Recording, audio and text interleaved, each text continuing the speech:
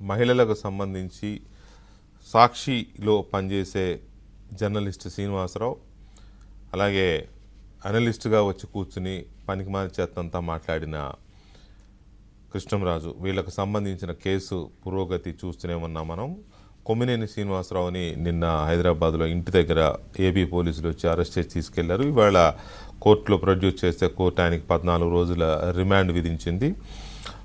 ఇక కృష్ణంరాజు ఇంకా పరారీలోనే ఉన్నాడు. ఆయన ఎక్కడున్నాడు ఏంటి అనేది పోలీసులు వెతుకుతున్నారు. బట్ ఇంతవరకు ఆయన ఆచూకీ పోలీసులకు లభ్యం కాలేదు. మరి ఎక్కడ దాక్కున్నాడు అనేది ఒక అంశమైతే, ఈ కేసుని ఒకవైపు ఏపీ పోలీస్ సీరియస్గా తీసుకున్నారు. దీని మీద మహిళలు పలు చోట్ల పోలీస్ స్టేషన్స్లో కంప్లైంట్లు ఇచ్చారు. చాలా కీలకమైన కంప్లైంట్లు వెళ్ళినాయి. ప్రత్యేకించి శిరీష, రాజధాని ప్రాంతానికి చెందిన తెలుగుదేశం పార్టీ అధికార ప్రతినిధిగా కూడా ఉన్న ఖమ్మంపాటి శిరీష, దళిత మహిళ. ఆమె కూడా ఇది రాజధాని ప్రాంతంలో నివాసం ఉంటున్న, ఆంధ్రప్రదేశ్లో నివాసం ఉంటున్న దళిత మహిళలందరినీ వాళ్ళు కించపరిచారు కాబట్టి దీని మీద SC/ST కేసు పెట్టాలని ఆమె కంప్లైంట్ చేశారు. ఆ మేరకు కూడా వీళ్ళ మీద ఆ సెక్షన్లు కూడా నమోదయ్యాయి.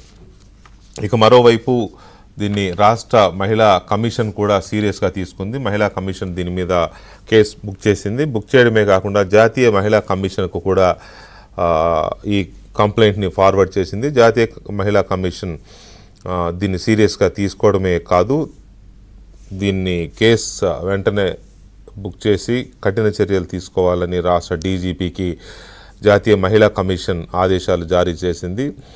దర్యాప్తుకు అవసరమైన సమయం తీసుకుని కఠిన చర్యలు తీసుకునే విధంగా ఈ దర్యాప్తు సాగాలి. ఆగమేఘాల మీదని కాకుండా చాలా కీలకంగా కూలంకషంగా దర్యాప్తు జరగాలి.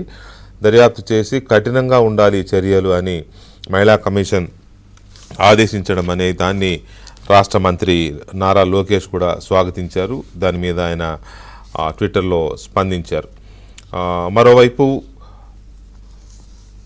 డిప్యూటీ స్పీకర్గా ఉన్న తెలుగుదేశం పార్టీ నేత, ఉండి శాసనసభ్యులు రఘురామకృష్ణరాజు గారు కూడా DGPకి లేఖ రాశారు. ఈ ఘటన మీద తీవ్రంగా స్పందించాల్సిన అవసరం ఉందని, కఠిన చర్యలు తీసుకోవాలని ఆయన కూడా లేఖ రాశారు. ఇక అటువైపు నుంచి జగన్ వైపు నుంచి నిన్న చూసాం మనం ట్వీట్, కొమ్మినేని శ్రీనివాసరావుని అరెస్టు చేయడం అన్యాయం.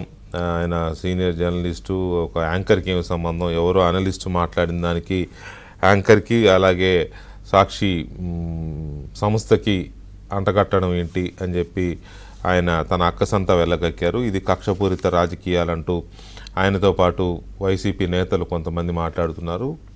కూటమి ప్రభుత్వం కక్ష సాధింపు చర్యలు చేపడుతుంది అనేది వాళ్ళు చేస్తున్న అలిగేషన్. సో ఇవన్నీ చూసినప్పుడు ఒక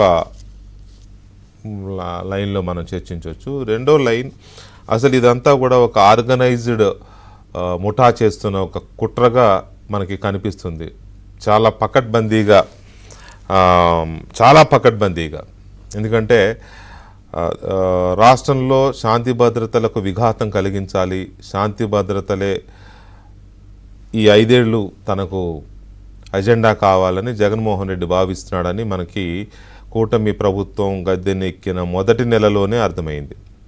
నెల రోజులు పూర్తి కాకుండానే శాంతి భద్రతలు దెబ్బతిన్నాయని వెళ్ళి ఢిల్లీలో కూర్చుని దీక్ష చేసి రాష్ట్రపతిని అందరినీ కలిసి విజ్ఞప్తులు చేసిన జగన్మోహన్ రెడ్డి అప్పటి నుంచి ఎక్కడ శవం కనపడితే అక్కడికి వెళ్ళిపోయి ఆ శోకాలు పెట్టేస్తున్నాడు. ఆయన ఎక్కడ శవం కనపడితే అక్కడికి వెళ్ళడం, అక్కడ శోకాలు పెట్టడం, వాళ్ళని ఓదార్చడం, లేకపోతే ఇదంతా కూడా కుట్ర అనడం, లేకపోతే అరాచకం అనడం, అరాచక శక్తులు అనడం, ఏదో ఒకటి శాంతి భద్రతల వల్లనే జరిగింది, లోపం వల్లనే జరిగింది అని మాట్లాడుతున్న తీరు.